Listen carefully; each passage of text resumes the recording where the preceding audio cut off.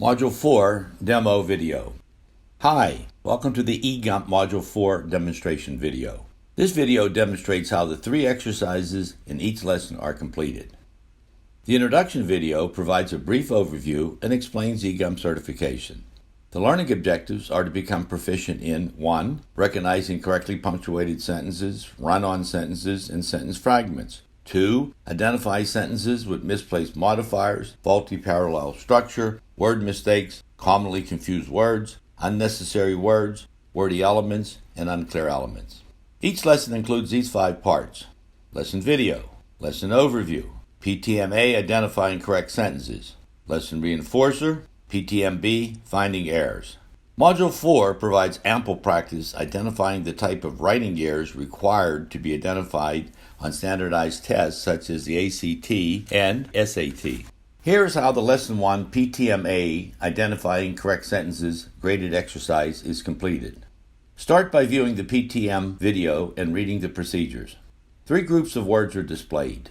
1 is a correct sentence, and the other 2 will be either a sentence fragment, a run-on sentence, a compound sentence punctuated incorrectly, or a simple sentence with an unnecessary comma. You must identify which group of words is the correct sentence. Until the lesson points are mastered, click on the lesson points and view the sentence examples before each attempt. After each correct or incorrect attempt, sentence explanations are displayed.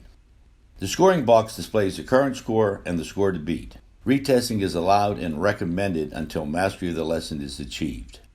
Here's how the Lesson 1 lesson reinforcer is completed.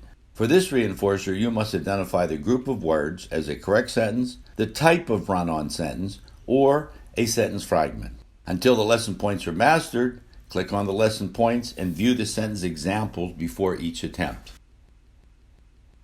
When a selected button is correct, the button will be green. However, when a selected button is incorrect, the button will be red and the correct response button green.